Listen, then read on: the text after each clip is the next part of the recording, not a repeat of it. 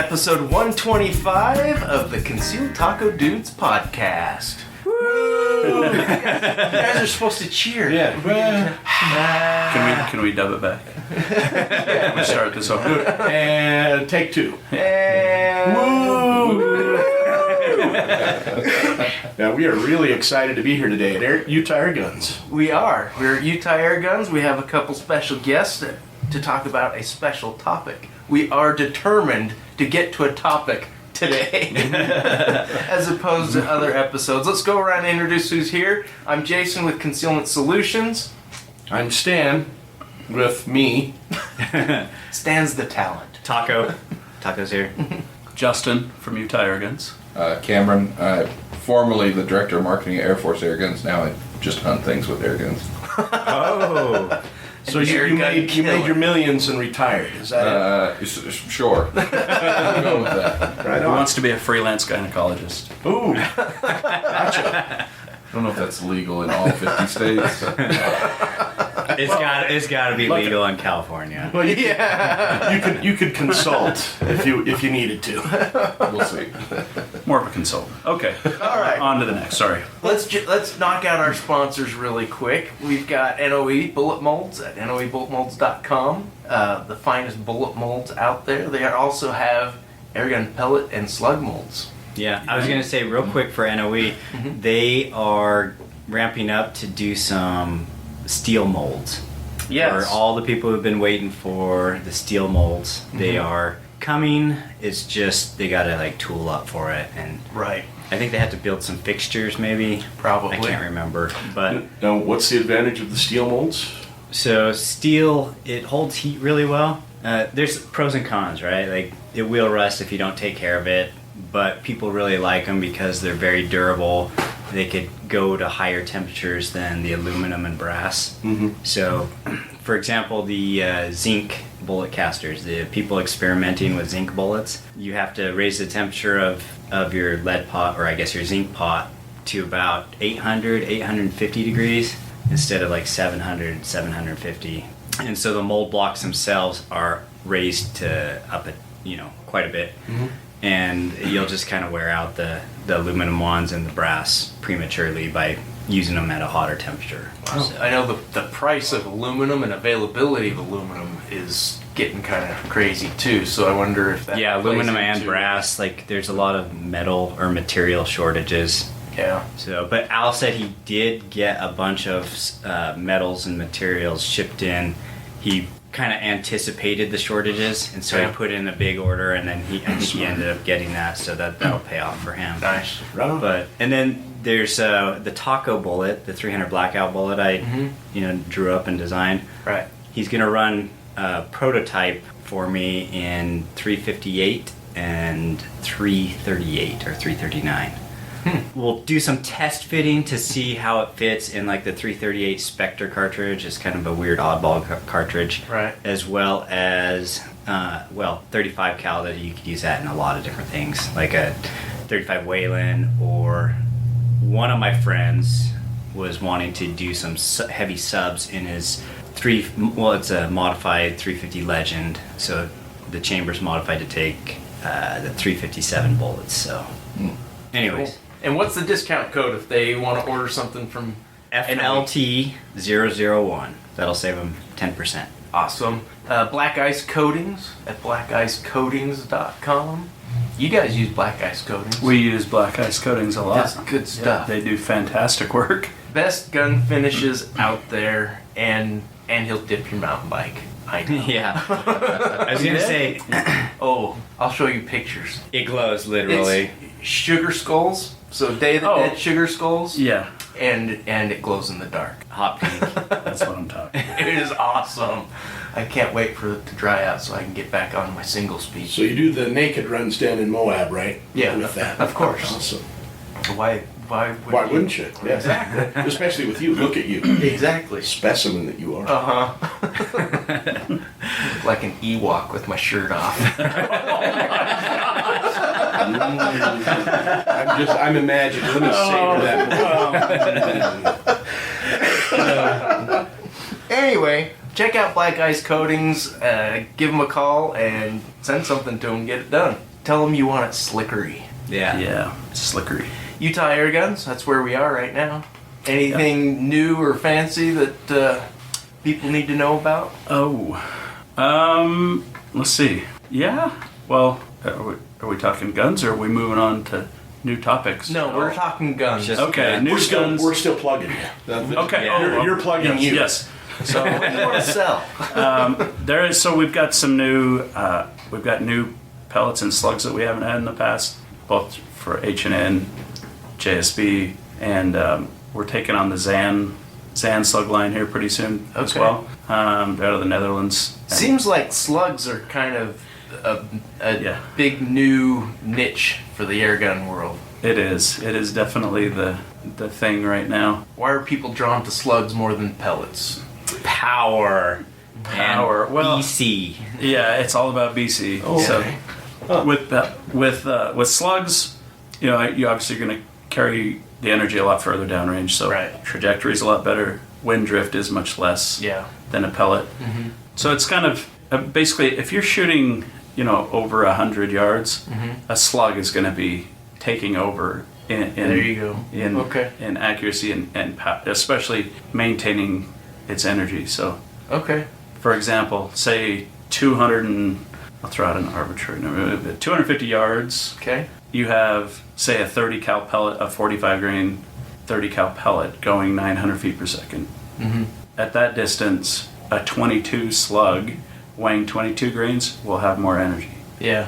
So- hits harder. It's ballistic. So are they getting to the point where you're going to see like a boat tail on them too? I mean, I envision a slug as being like a flat or a square base. Correct. But I mean, the whole point is BC, so boat tail air slugs maybe? There are some. There are some, like yeah. the bigger bore Okay. air guns, but Yeah. I don't know if they're as much just a style choice as they are effective. But It may but not they be are. as effective with the lower I think the shorter velocities. yeah, slower velocities, and I think the shorter that slug is, You got to deal with barrel twist. Yes. And, Yeah. you know. yeah. Interesting. But Anyway, slugs are the hotness then. if you want to get out and stretch the legs of an air gun, and you have an air gun that has the power to do it, yeah, for Cool. sure. Do you need a specific type of barrel to shoot slugs, or one type better than another? Yeah, typically an unchoked barrel or one that's very lightly choked at the muzzle is going to be more ideal, and obviously faster twist rates for Okay. slugs over pellets. But Okay. so a lot of choke your manufacturers have a barrel that's unchoked and fast enough twist rates already that you can just shoot them. But some will never be able to shoot them. Period. If you have an air gun that can't swap barrels. Yeah. But the way the industry's going, the manufacturers are catching on as well. They're like, okay, all right, good. we really need to pay attention to these nut Yeah. jobs that are shooting slugs all the time because now everybody wants to do it. Yeah. So barrel swap is a thing in air guns. I did not know. Yeah. Oh, yeah. Is it Yeah, pretty yeah. easy to do? So the crown Yeah. is really easy. You Yes. just No kidding. undo Wow. a couple of screws, pull the barrel out, and then swap your. Well, that's to change caliber. You don't even have to swap your. Was it the pellet probe thing? Yeah, if you're just switching barrel, you know, in the FX line especially, they actually have two different. So you can swap the entire barrel within literally a minute. Wow. But they also have a barrel liner, so the actual inner barrel is also interchangeable within that same barrel housing. So you can change calibers. No, not with just not- not with just changing the But inner change liner. like the rifling twist. Oh, I see. Yeah. But yeah, you can change twist rates, choke tightness. Wow. You know, you can buy different Very cool. actual inner barrels, and they're only like $110 to swap that inner barrel. So it's pretty cool. Yeah. It's a unique barrel system for sure. Did you know that, Jason? To a degree, yes. You're looking as surprised as I am, or No. enlightened as I am. So I think it was more of a light bulb. It's One- like, Yeah. They tune Oh. the air gun for Jason. They Yeah. give it to him, and then he just shoots it. There's nothing wrong with that. No It's like the tinkering. car. I just put gas in it, and that's it. I just drive it. That's what you're supposed to do with your car.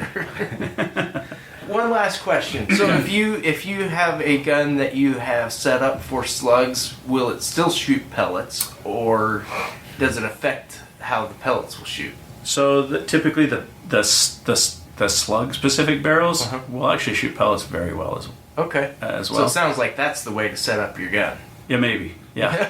No, so here's the big thing about if you want to shoot slugs or pellets is you per caliber you can't shoot, say, like for instance we'll throw out 22 caliber, right? If you're shooting a 30 grain plus slug out of a 22 caliber, you're at a point of no return for regular weight pellets. Your tune is going to be too fast. Right. You're going to be shooting supersonic with pellets probably. So I gotcha. Okay. but yeah, if you had a slug barrel, one that shoots slugs either way, and you're tuned for like mid-weight to lightweight slugs, yeah, you could definitely tone down for pellets, no problem. Huh. Yeah. Good to know. Yeah. All right. Well, as interesting as that was the wrong answer as to what is new and exciting at Utah Airguns. Yeah. What you should have talked about was the concealment solution stock for the Air Force. You didn't even let me get to that. I was running into that. But why don't you take it away? They've got them in stock. If you need a sweet adjustable length of pull stock with a nice cheek weld for your Air Force gun, these guys have them on the shelf ready to go. Or if you want a nice carry harness for your fill bottle, we have Concealment Solutions. That's true. You do. Tank carriers. They're tank caddies. Yeah. That's right. Yeah. They are in stock as well. So that was my transition into Concealment Solutions. Nice. That was a good one. Yeah. That was a good segue. I like that. That was smooth. Yeah. Until we started talking about it. Well, so what is something about candy and discounts? Oh, that's right. Concealment Solutions. Well, Utah Airguns, the code is Air Candy. Air That'll get Candy. you free shipping and turret stickers. Yep. Nice. Show me the candy at Concealment Solutions will get you 15% off, and I've got stickers. So Yeah. I'm throwing in. I've got like the big 5-inch concealed tacos, dude. Stickers. They're cool. So I like them. And then last but not least, mag holder, magholder.com. Horizontal mag carriers, they are awesome. And if you use the code Get in the van, I have candy. Or That's where it started. That's where all the candy. Or how codes deep started. is your love? How deep is your love? You'll get a significant discount there. Anyway, that's our sponsors. Go check them out and support them because they support us. And they all sell awesome Good stuff. We wouldn't be plugging them. And we're all pretty good guys, the sponsors. I mean, really. Mostly. I don't know about that Lee guy from Black Ice, but the rest of us. Yeah, he's a little sketchy. He's like the best guy in the world. Yeah. Anyway, we're gonna skip listener feedback, mostly because Taco didn't bring any. Taco doesn't care. Yeah. Did you see that bus go right over it? Let's jump right into what we did with guns. Okay. Who would like I'll to start. Go, Stan. I'm basically now a gunsmith.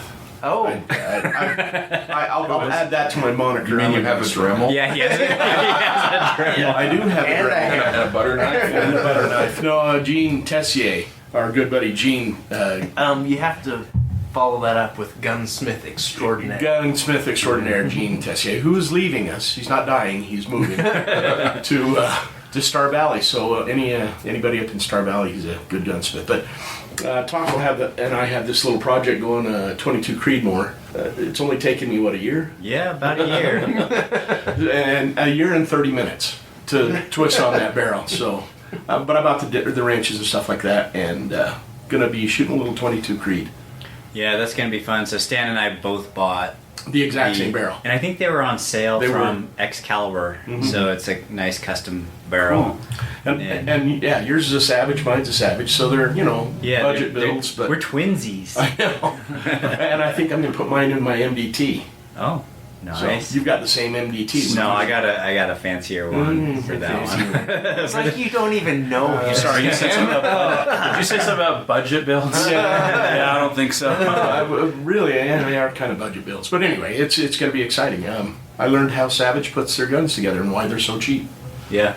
They just Is that inexpensive. Let's say that. I mean, they shoot good. They shoot good, don't they? Yeah. I mean, yeah. It's a very effective way to make cheap accuracy. Yeah, the floating bolt head and the barrel nut. I've been real happy with the Savages I've had. Yeah, I got a couple of them. They're great. So that's what I did. Taco? So I did my daughter was doing they had like what's the backwards prom, morp or something? Oh, Yeah. yeah. Yeah, so I had to stay up for that. So I was just cranking on the handle with What do you mean you My had to stay up breast. for that? Staying up late cranking on the handle. Yeah. Gotta stay up wait until she gets home. Oh, I see. From the you day just had dance. to clarify Yeah, that. sorry. Yeah. Sorry, I got ahead of you. That was your morp, right? Yeah. Oh my gosh. So I made some 45 Colt. Uh, Just my favorite little plinking load. It's a 200 grain coated cast bullet, and with some unique powder, about 9 grains of unique. That works really good for the lever action duels. So it doesn't have too much power that it slaps the steel and then has it flip back over. Come right back at Yeah. and yet it doesn't get stuck in the barrel. Well, no. Yeah, exactly. But with the dueling tree, when you're dueling pretty close, and you don't want it to have too much power, or else it will hit the tree with so much force that other paddles will flip over Gotcha. the ones that you don't hit. And so Yeah. you got to have just enough, but not too much. So it's kind of like a moderate cowboy load, a little bit more than a typical cowboy load, but works pretty good for me. Cool. So I did that. I loaded some more 308, and I picked up my PTR 32. That's it's like the G3 clone, but in 7.62 by 39, and takes AK mags. And then I got the PTR 91. I had too much stuff to carry, Stan. I didn't want to bring in the collection. So Well, it's show and tell usually. Yeah. Now you know Usually. why we don't ever get to a topic. yeah, Yeah, we talk about what Taco did for guns this week. yeah. Yeah. So, anyways, did some loading and some gun collecting, I guess. So, Nice. yeah. Cool.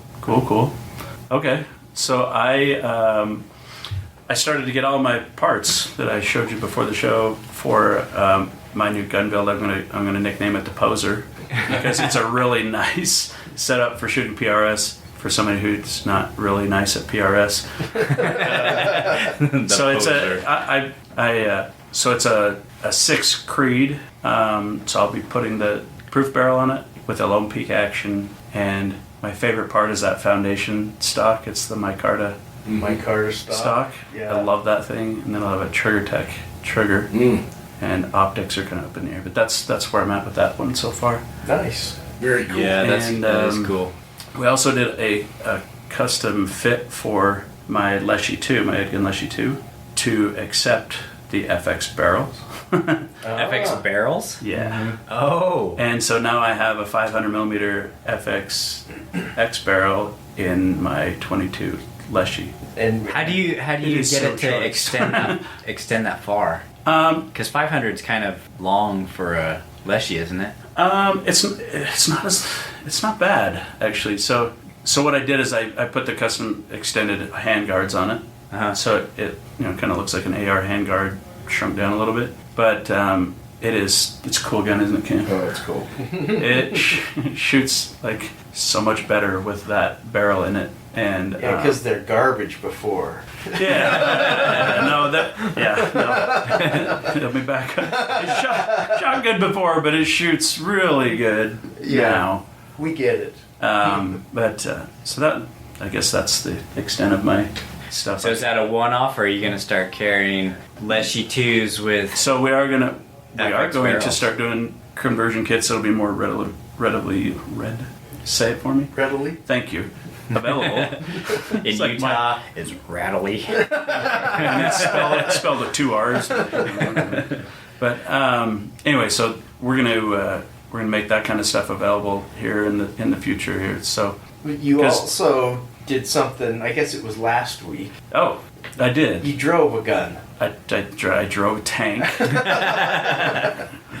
Or technically rode a tank, I guess. Yeah. I was at the Gundy Awards down in Texas at the Ox Ranch, Yeah. which is also where that's drivetanks.com is their Right. home base. So this place is just crazy. But anyway, if you ever get to go to the Ox Ranch and do that, that would. And you guys were down there with your air guns, Yes. showing them off to the powder burner world. We were. So that the Gundy's is like an awards, thing for, social media and YouTube influencers and stuff like that. But also it's kind of a trade show in its sort. And so we were there with American Airgunner, the TV show, and we had a booth set up to display air guns and demonstrate.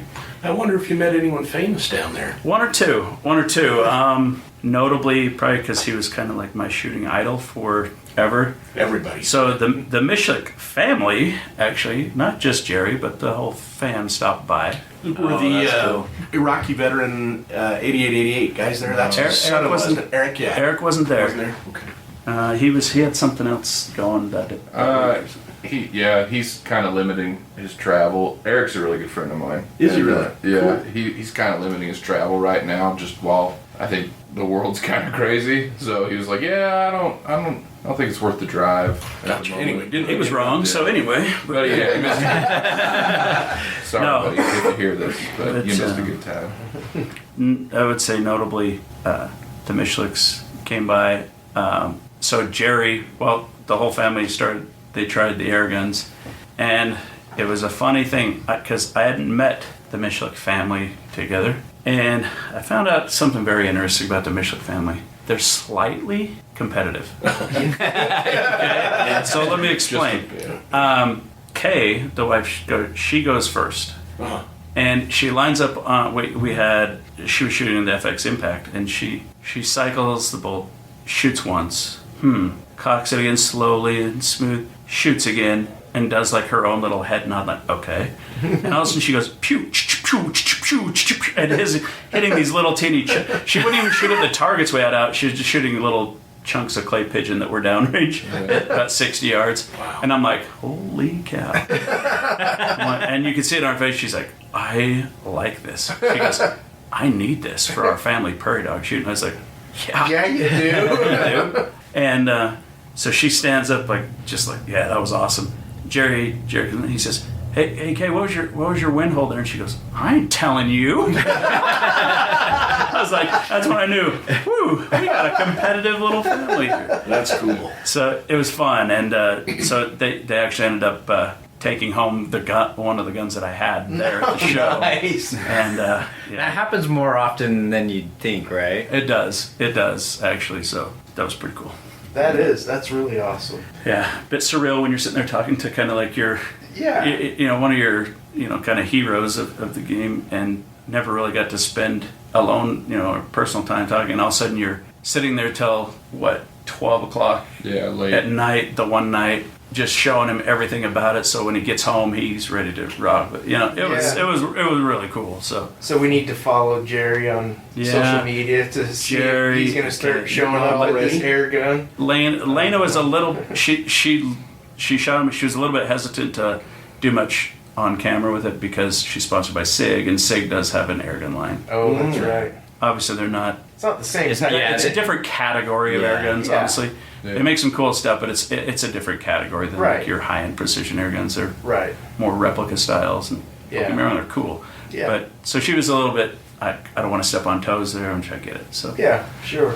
I'm anxious I'm as anxious as you guys are to see the footage from the Airguns and the Mishlik family. So All right. Me? You're up. you're up, Cam. Well, I was also at the Gundies, and that was a great time. It was a lot of fun. And then immediately thereafter, I drove 18 hours to move my life from Texas to Utah. So Oh, I think wow. most of my gun handling in the last 2 weeks has consisted of moving my Moving your collection of various guns that I forgot I had and Nice. throwing them in boxes. So it's been a lot of digging them out of boxes, going, oh, I threw this one in with the jackets and this kitchenware and whatnot. But I did pull out. I do a lot of stuff with. I really like old guns, like really old guns. Yeah. Like how old? Like What my generation?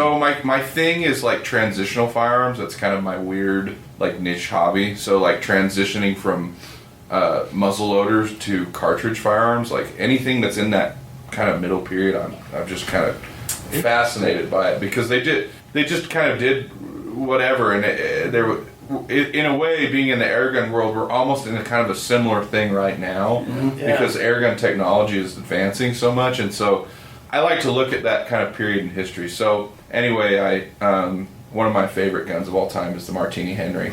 Okay. So I have a Martini that I've had for like 6 years now, and I've only shot it 12 times, like that- 12 individual shots. Those shoot. Paper cartridges. It's a brass cartridge. It's a 577 450, but it's a paper patched bullet. Yes. So the Those bullet are is paper patched. really Oh, big okay. bullets. Yeah. That's Yeah.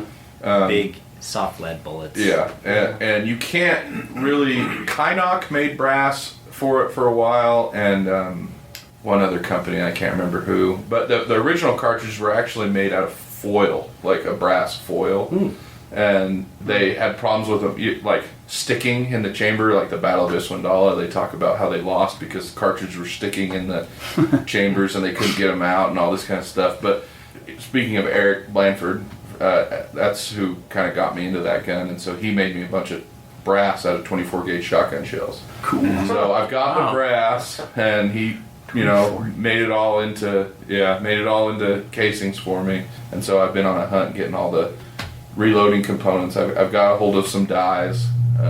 Lee makes some dies for it, so Wow. yeah. So I've got a hold of some dies, and I'm tracking down. There's a couple of guys on Gun Broker that do bullets. So if I can find some black powder, You should take a look at NOE bullet molds. Yeah. They actually do. I believe they do They a do. bullet for that. yeah, they do it. They do if I remember correctly, they do the original military bullet, which is slightly like truncated, like conical, and it's designed to have paper patch around it. But they also have a bullet that you can load in it without the paper patch, which is what most people do now, just because it's easier. Because it makes sense. Yeah, well, it's just easier. You Yeah. don't have to make patches and get them wet and all. Yeah, So- It's interesting to watch on YouTube, but yeah, in practice, it's probably not.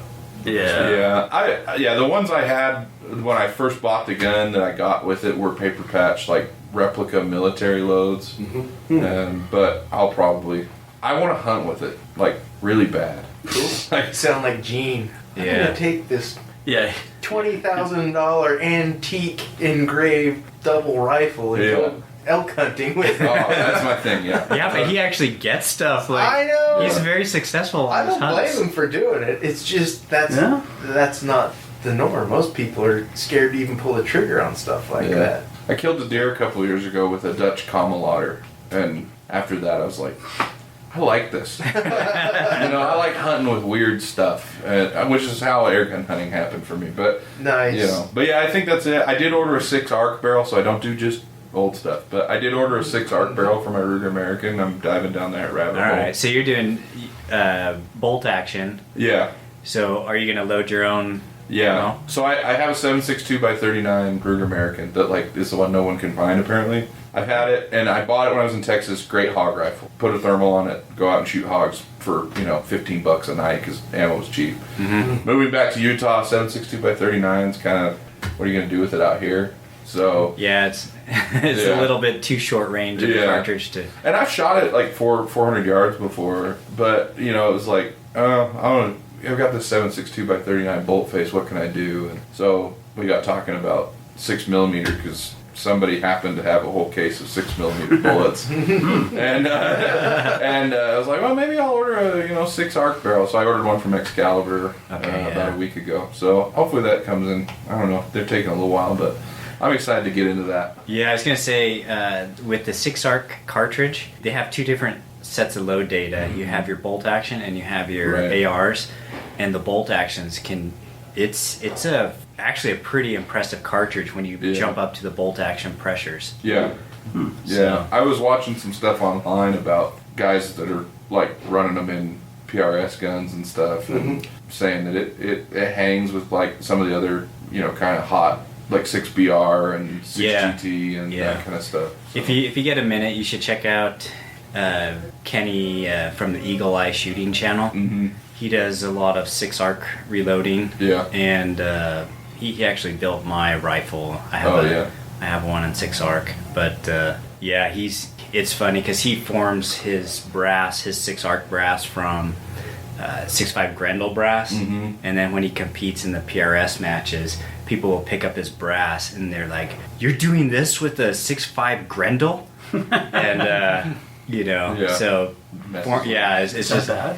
because it has the head stamp of the 6.5 Grendel, and he's getting these because it's a higher BC bullet Yeah. and better, longer range cartridge than the Grendel. Cool. But Right on, that's cool. anyways. My turn. Oh yeah. So, No, sorry, we're out of time. I have all the parts I need except for a stripped upper for a 300 blackout build. Oh, right on. And I will be doing a Gibbs left-handed side charge upper for that. Cool. Very So cool. it'll probably be a little while before I order that, but We need to swap some BCGs. I've got mine in the car. Oh, I left. Wait, is that underwear? Yeah. Oh, it's BBDs. In Utah, it's BCGs. Yeah. Okay. So anyway, I've got that in the works, and then Tuesday took the day off of the shop, but I was working. I was working very hard. I was doing some product testing. I was field testing yet again my Cobra chest holster with my SIG 365 XL and the Hollow Sun 507K red dot on it. I was canyoneering for the afternoon. Really? Yeah. With That's that what they thing. call it in Utah when you're hiking. Yes. Yeah. This was a little more. We had. I'm kidding. Were you in southern Utah? I was in Hanksville, Hanksville. or just south of Okay. Hanksville. Yeah. Cool. So we drove 3.5 hours. Did you rope up at all, or? Oh yeah, there were 4 rappels, and so I grew up rock climbing, but climbing has changed so much. You know, people are like, oh, you trad climb. It's like that's all there was. Yeah. You know. Yeah, you set your own anchors. And growing up doing that back then, there were certain, when you rappelled off of stuff, there were certain things you just didn't do. You don't rappel off of trees, whether it's alive or dead. That's just, It seems logical. you don't rappel off of things that aren't like permanent fixtures, whether it's a bolted anchor or stuff like that. This route had 2 dead man anchor rappels, which a dead man anchor is like a pile of rocks.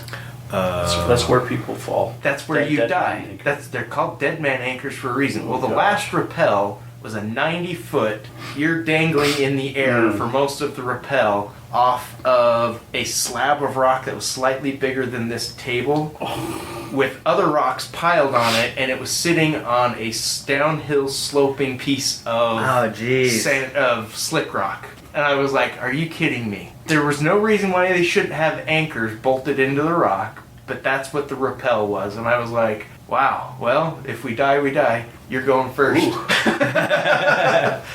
But it turned out to be all right, and we're actually going to go back and do it again. So you didn't You're die. going to take some anchors I with you. didn't. You know what? No, because you have to drill it into the rock, and I don't have the equipment to do that. Okay. It's a canyon that gets a lot of traffic. It just made me really, really uncomfortable. But I like that you felt like it was life-threatening and you're going back. yeah, I'm taking my kids this time. But it was really cool. The nice thing, all the rappels, all the stuff I was doing, that pistol stayed exactly where it should be. Never once did I even worry about it. It didn't get in the way. It wasn't flopping around. I did shave a little bit off of the mag well sliding through one section that was really tight. It was a brand new holster that I'd made for that gun, and it's all ground up and stuff now. But yeah, it was a good time, and I did it for you. Thank you, People Jay. who want- Thank you, Jason. Thank you. who are curious, is this going to hold up if I'm rappelling upside down in a canyon in Utah? Yes, it will. And now we know. Thank you. So anyway, that's what I did with guns this Awesome. week.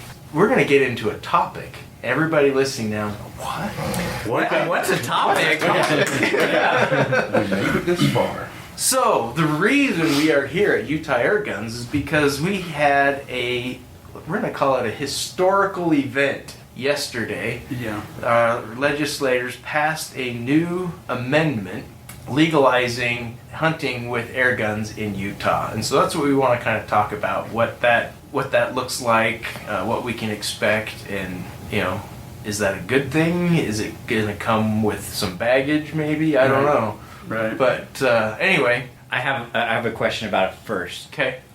So, how is the government going to get their money? Yeah.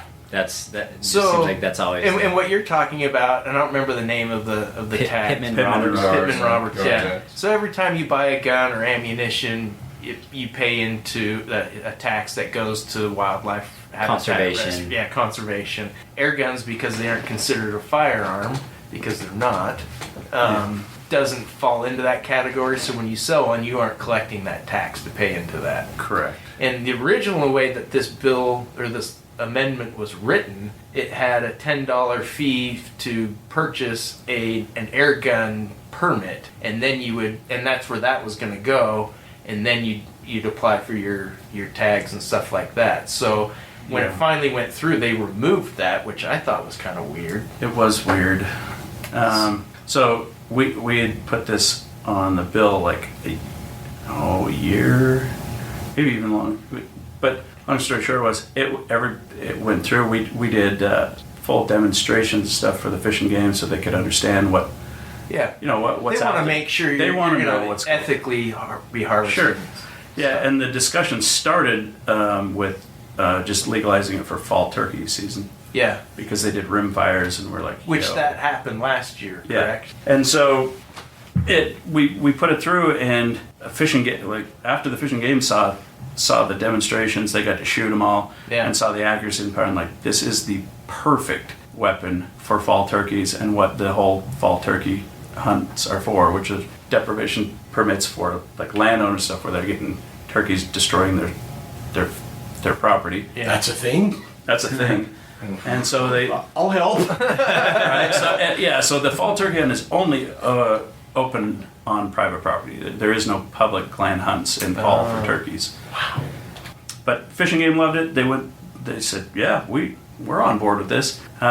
Started pushing it through the house, and that's where it got red flagged was, well, we don't want to let air guns in because they don't pay federal excise tax towards conservation, the Pittman Roberts tax. And the way I explained this to somebody that I was talking about this with was, it's kind of like people who own an electric car. Every time you fill up with gas, you're paying a tax that goes into building and maintaining roads and stuff like it. If you own an electric car, you aren't paying any of that, but you're still benefiting from the people who are. And so this is that same kind of thing. It's a user tax. Yeah, that And it is makes a good sense. point. So they just booted out for that, which the whole reason that the airgun industry doesn't pay into that is because literally maybe 1%, maybe 2% at the very most of the airgun industry is going to be used Like hunting game. used for hunting game animals, Yeah. right? Yeah. So it just doesn't necessarily make sense for Well, the and category. if we're being honest, just like when we had Jim Heffelfinger on. Finger. My buddy, he and Steve Rennell. Yeah. Yeah. Yeah. Well, the three of you. where he was talking about how target shooters and competitive shooters are paying more into those taxes than hunters are nowadays. Yeah. This is kind of the opposite end of that spectrum. Yeah, and that being said, I think that's partially why let me back up. So to get it through this time, we proposed basically like a conservation stamp or airgun hunting stamp so that they could still get revenue from people hunting with air guns to go towards conservation, right? Yeah. And Which I don't think anybody would have an issue with that understood what they were paying, and it was $10. That's nothing. yeah, and it was originally, I think we talked about like $20 because we're like, look, we want this to happen, right? Right. And I think part of the reason it got amended after it got approved through the Senate the first Yeah, because the times Senate was- approved it a week or two yeah, weeks so ago. I think the reason they kind of kicked that back was to talk about that $10 fee and basically the ramifications of, well, we're saying we're charging $10 for the airgun people to do this, but what if the firearms industry started saying, well, wait a minute, most of this stuff's used for target shooting, not Yeah. And I think that's That's why it got amended and kicked back okay. from what I've been told a little bit. So, which makes sense. So they basically said, look, we want to do away with that, and let's do a 2-year period where that way we can kind of observe how it's going. And it might not even be significant enough that it even matters.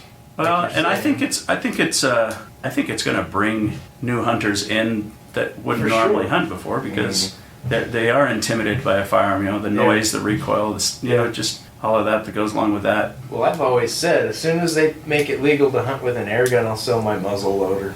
I like my muzzle loader, but if it's compared to, I can get 4, maybe 5 shots off before I can't cram another bullet down the Right. dirty barrel. Yeah. I have to clean it, or an air gun that is going to accomplish the same thing that I never have to clean. I can reload it quick and easy.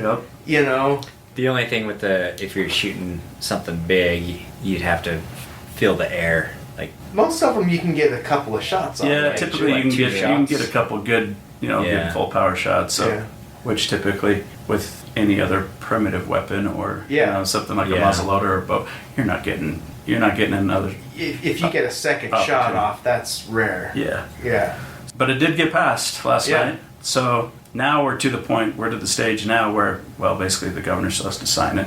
Yeah. It goes on his desk, he signs it. Then we can then start meeting with DNR to say, Right. to give them. Because it's the Our way it's input. written, it's totally wide open for them to set the regulations on Right. the type of. It has to be a PCP. That's in the law. Yeah, already. I but they did can, like that they put that in there too. Yeah, I do too. But they're going to be able to say, okay, it has to be this caliber, this minimum muzzle velocity, or whatever type of things for what specific game, What's a PCP again?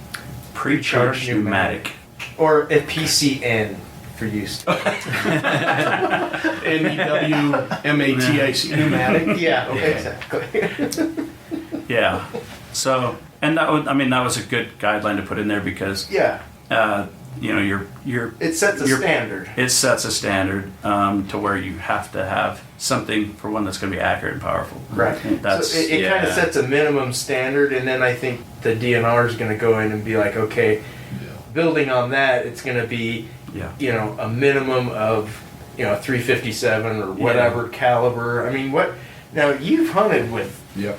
air guns a Yeah. lot, or at least more than Ca- I yeah, have. Yeah, Cameron. So what have you taken with an air gun, and let's say you're on this board for the DNR, what are you going to recommend as far as those regulations go? Sure. So personally, I've taken a lot of whitetail with an air gun. Okay. In fact, I've killed more whitetail with an air gun than I have with a bow or a rifle. Where were you? Texas, Okay. Georgia, Alabama. So it's already legal there. Yeah, it's lots of currently- states it's already legal. Yeah, we've got 19. I think Utah's 20 or 21. Okay. What kind of ranges and what guns specifically are you using for that? Sure. So on whitetail, with any air gun hunting, I actually equate it more to bow hunting Oh, than okay. even like Yeah. muzzleloader hunting. Yeah. So typically 100 yards and in. I wouldn't push. Now there's guys who have done further stuff than that, but typically 100 yards and in. You're gonna we use deer. So it's kind of interesting because deer has kind of been the golden standard with air gun. Being that I worked for a manufacturer, and before that I worked for an air gun retailer. I've been involved for the last 9 years now in kind of this whole process of it becoming legal, all throughout all the states that it's gained popularity in. And deer has kind of been the golden standard. It's kind of interesting because whitetail, if you breathe on them wrong, like they'll fall over. Like They're smaller. They're smaller. Yeah. They're not very big. So It's like shooting a dog. Yeah. So I mean, I've used down to 35 caliber and had straight pass throughs. Oh wow. Now, I've guided and filmed a lot of air gun hunts too, so like I had the opportunity to go down and film a bison hunt in Texas, and we used 50 calibers, Air Force guns, and I mean on bison at 70 yards, we were getting double lung straight pass-throughs with the 50 cal. Wow. Using a 550 grain Yeah. lead solid that's making 850 foot-pounds at the muzzle. Wow. So guys have done a lot bigger stuff. I've filmed in a couple oryx hunts just this year, also in Texas. Guys have done red stag was one that was done fairly early on. There's actually got guys that have done. Yeah, we have several clients that have killed Cape Buffalo. in Cape Africa. Buffalo, yeah. Yeah. Cape Buffalo. Lions. Hippopotamus. A Yeah. hippo. Hippo has been, Hippo. With a Yeah. purple bullet. I had customers when I was at Air Force in Africa, in South Africa, and Namibia that have done all kinds of stuff. Buddy of mine's dad did a kudu, probably one of the bigger kudus I've ever seen taken with anything, and he shot it at like 198 yards. Which with I believe that was a 45 cal Texan. wow. So I mean, they are effective for hunting, but again, you have to keep that mentality of it's a lot more like hunting with a bow than anything else because you're shooting a hard lead, almost always solid bullet, and so you're working on rather than hydrostatic shock and causing massive trauma. You're working on shutting down vital systems. So you've got to punch the heart, punch the lungs, something that's going to shut down the engine, if you will, Right. of that animal. So airgun hunting's been very common in Europe for a long time too, especially for small game, and they're almost always taking headshots. Yeah. In fact, So for to answer Stan's question, here we got elk, deer, mule deer, mule deer. So what would you recommend being like a minimum caliber for a mule deer? I would say, me personally, I probably wouldn't use anything smaller than a 40. Okay. And there's not a whole lot of 40 cal air guns out there, but so 45. My recommend, I would, if I were recommending to the DNR, it'd be 45 cal. Yeah, 357. It would be capable from a bullet weight standpoint. Easily. There's just not a lot of 357 air guns out there right now that make the muzzle energy. So okay. by going down in caliber, you might pick up speed, But you're losing mass. But you're losing mass. Yeah. And Right. so there is 357 bullets out there that in an air gun would work on a mule deer or a whitetail. I've killed whitetail with 357. But you're getting down into like the 300 foot-pound range.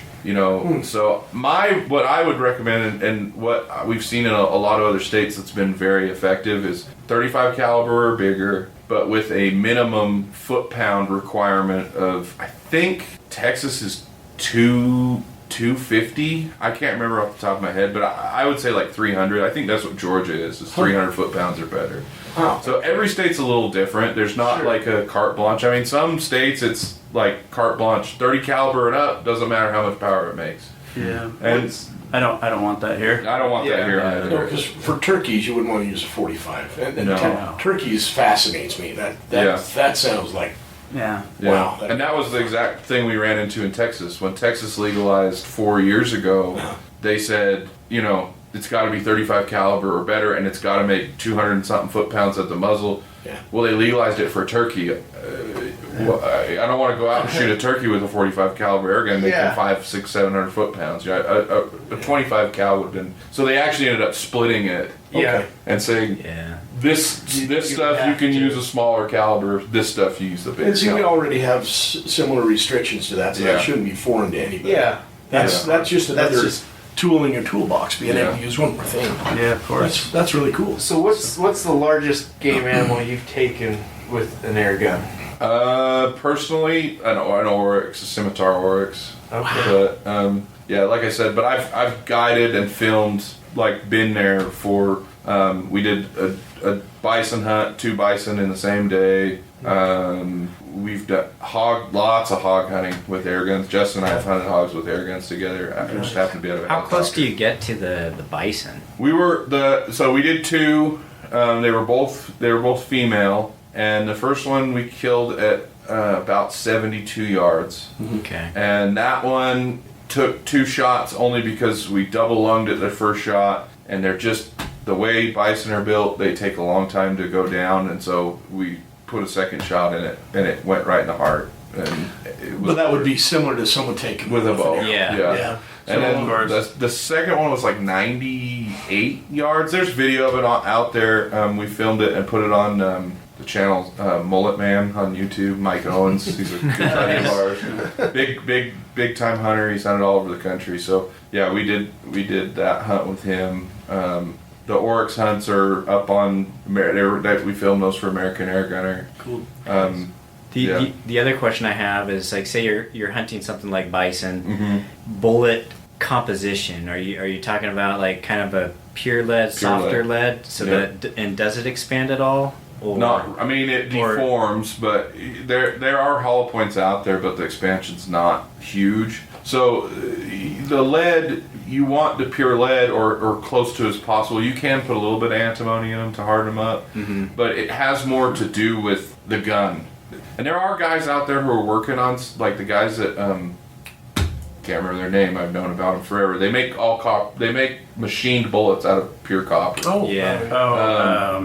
What is their? They're There's in the Northeast. They have like Lehigh. Lehigh, that's what it is. So Lehigh is actually working on some Like the airgun copper's, projectiles. I mean, it's quite a bit harder than They have lead, to, or even like a lead alloy. right. That's And they like have a hard way, cast. Yeah, exactly. They're working on ways of annealing it to get it. The issue with copper in an air gun is a friction thing.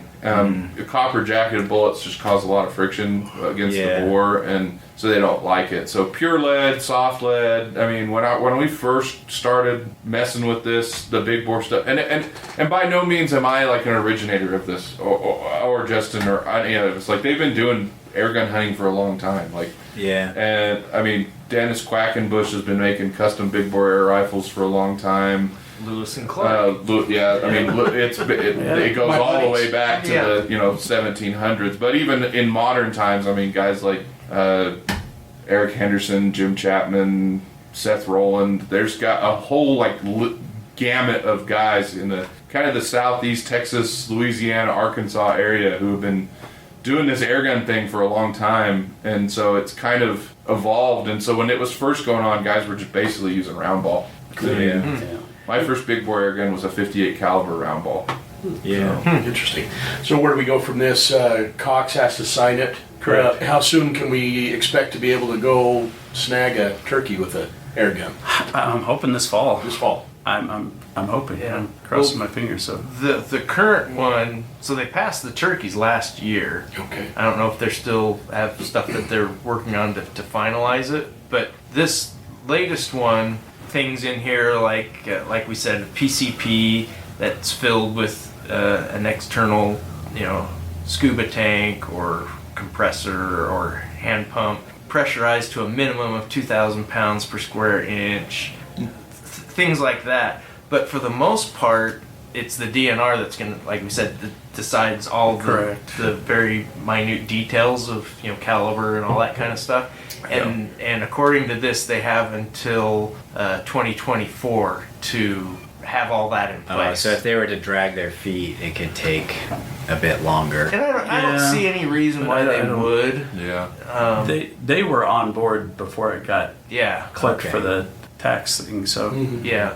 Usually once you show these things to the DNR guys who are typically They're typically guys like hunters. us too, Yeah. they're like, oh yeah, this is cool, I want to do it too. So like, I think they're pretty on board. Yeah. Yeah. And their main concern is that people are ethically harvesting what they're going after. That's really all that they're concerned about, and that the habitat isn't being damaged, that the animals are being we're leaving enough of them in there to repopulate it so that we can have a good ecosystem. Yeah. And that's partly it's why we hunt. conservationist. I mean, Exactly. Yeah. Exactly, and that's those are their concerns. They don't care so much what you're doing or how you're doing, as long as it's ethical and it's safe. Yeah. So I think I'm as excited about airgun hunting for, say, stuff like quail. Yeah. Yeah. Like in Arizona, you can hunt quail with an airgun. Huh. And the reason I'd be excited about that is, where do you usually see quail anymore? No kidding, in your backyard. In places where you can't hunt them with a shotgun. Right. Shotgun. That's true. I'm hoping we can get something in place there, because even talking to the DNR, they said, yeah, that would be great, because we do have places that are overpopulated where we end up having to trap them. relocate, instead of like, why not let the sportsman Right. harvest those, manage it. They can take it safely Yeah. and ethically. Yeah, exactly. So we'll see. So- We'll see. You say safely, and all my youth airgun experiences were less than ideal.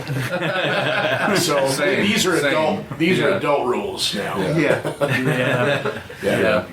BB gun wars. There's- Who hasn't done that? I have, Neighbor's I have a window. BB in my finger right here. Do you really? It's kind of ironic. I own a BB gun store, basically. And I have a BB right there. You never got it out. No, I was done. I was like 14, and you're too dumb to realize it could still be in there. Yeah. Until it heals, and you're like, oh man, Yeah. sitting in a science class later, and you're like, I think I got a BB in my. That's weird. Do you want to Yeah. hear an Yeah. interesting story about Do BBs I? in the human body? Do I? My uncle, when he was a kid, out, what were they going after? Pheasant. They're pheasant hunting. Accidentally shot himself, point blank, in the chest with his shotgun. Spun him around like a top. What? Yeah, it almost killed him. How did it not? Yeah. Anyway, Wow. well, what's interesting is he got the gun from his friend. It was a single shot, and I don't know what caliber it was. Single shot shotgun. This is like 40s, okay? Oh, okay. Yeah, it fell off the running board of the Model T or whatever they were driving. And it hit the ground as he was I trying to remember, grab it. yeah. It went off. He got this gun from his buddy who took off his arm with the same shotgun misfiring like that. Yeah. I'm like, well, I hope that thing's buried in the ground somewhere now. Anyway, as an adult, so they couldn't get all the BBs out of him. Of course. One day, he's like, his nose, he's like scratching. BB comes to the No. surface out the top of his nose. It's a heck of a blackhead. It had like moved through his body over 50 years or whatever. That's crazy. And yeah, Wow. Wonder if he had lead poisoning. to some degree, sure. One other question about hog hunting. Did you guys eat your hogs? And how did you eat them? We were shooting them out of a helicopter, so we don't exactly. Don't you? I have eaten wild hog though, plenty. Yeah. Sure. Yeah, the last wild boar I had was actually in Germany earlier. Well, it was in October. So, but At Oktoberfest? they kind of in our own little way, I guess. But they just did the whole, put it on a spit and roasted. I'm It was hungry fantastic. just thinking about it. My daughter and I are looking for a place down in Texas. I Do you have any recommendations I for got some people. places to go? Yeah, I got some people like We'll talk. Yeah. She'll love me. Yeah. Because It's she fun. doesn't right now. No, but that'll seal the deal. That'll seal the deal. Okay, good. We got to help Stan with his. I know. Family issues. On my dying, 1 foot in the grave, I might finally get her to love me. Awesome. Well, cool. Any more questions or anything else that we want to touch on before we sign off? What kind of helicopter? Was it a Robinson, the 4-seater? No, that I've it seen? was a Notar. A Notar. Oh, wow. Has no tail rotor. An MD. What was it? The MD something. I can't, MD2. Yeah. Two, Twin turbine. 220 or It's something. fast. Like that. Yeah. Super and very quiet. I mean, we were hauling 4 shooters at a time, and on our straightaways we're clicking Sounds 140 fun. miles an hour. Yeah. Yeah. Yeah, that's an That's got to be a incredible- rush. Oh, it's a rush. Driving tanks, shooting out of helicopters. You live the life. We work hard, we play hard. He's going to be an action figure. Yeah. Carl will play with your doll. That was- It's the Justin oh, from boy. Utah Airguns. We'll have kung fu grip. And stretch. The ones you buy at the dollar store for sure. Yeah. I'm not going to be the ones for $19.99. Fascinating stuff. That's really cool to learn about. Yeah, I'm excited about Our state has done really well. We're constitutional carry now. Yeah. After, what's his name? Herbert, Vetoed it we had to get rid of him. Yeah. Like, vetoed it He vetoed it twice. twice. twice. Yeah. Another thing that I stumbled upon when I was trying to do a little bit of research on this last year, I think it was, they passed a law saying that the hunting in Utah was a right. And I thought, well, that seems kind of weird. Yeah. But Yeah. their concern was that in the next 30, 40, 50 years, there's going to be so few hunters that, the environmentalists or whoever might decide that, well, that's unethical and create laws to prevent hunting. And so to, keep that from happening, they have guaranteed the right to hunt in Yeah. Utah, which I I thought thought that was really kind of cool. interesting too when I first read it, and then Yeah. I was like, oh, okay. It- I guess it makes sense. Well, it's nice to know that they're looking down the road. You know, Yeah. Well, it's not just for sure. What do I want right now? It's a lesson in constitutional republics too. Pure Yeah. democracy, the little guy gets screwed. Yeah. Yep. Period. Yeah. And if they draft that and put it into our constitution now, the minority can still enjoy the rights regardless of Yep. what Exactly. the mob says. So Exactly. Yeah, and they've been working on some preemption stuff we could talk about at a later yeah. Yeah. later date, which Anyway, well, great, good times. Cool. I'm excited about it. It's got me excited to get into hunting more. Who's hungry? Stan is. Stan's hungry. Talked about hog. I'm ready to go. Yeah. I'm looking forward to someone. For all that I've done in the airgun world and hunting world, I still don't think anyone has shot a free range elk with an air rifle yet. Really? No. That sounds like a challenge. What Yeah, would right? you, if you were gonna do it tomorrow? What would you take? I would take a. What gun and what caliber? I take a 45 Texan, Okay. shooting a 405 grain solid, Let me write this down. and I that's the way I would do it. So But- why? Now, guys have shot elk before. Let me be clear. Yeah. People have taken elk before, but not free range. So Okay. that's something I'm looking forward to seeing. So why a 45 instead of a 50? Just because I'm more familiar with it. Okay. The 45 was the original, and I know it better. Huh. So Okay. Remember Okay. the last time I was on your podcast? Uh-huh. Okay, just checking. Justin's got a pee, so we're gonna wrap it up. I thought That's you were what just that is. excited. Thanks Yeah. for listening. Yeah. I hope that was interesting. Yeah. Have a great week ahead of you. Till next time, stay safe, have fun. Take somebody shooting. Yeah. A powder burner or an air burner. And be nice to people. Be nice people. And thank you for this. Yeah. Appreciate that. Thank you for having us.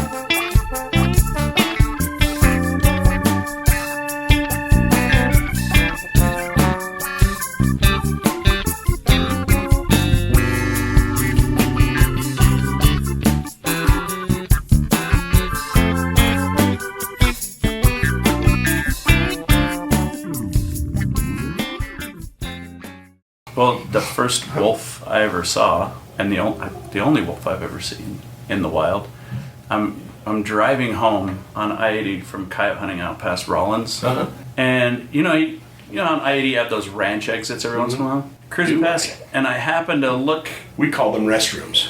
Yeah. Well, yeah. So this is, and this is one of those ranch exits where there's nothing around.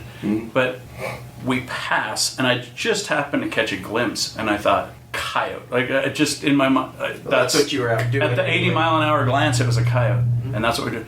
I'm like, stop, hey, and tell my buddies, and so because it was in the middle of the exit, so we go stop at the on-ramp part and back up it.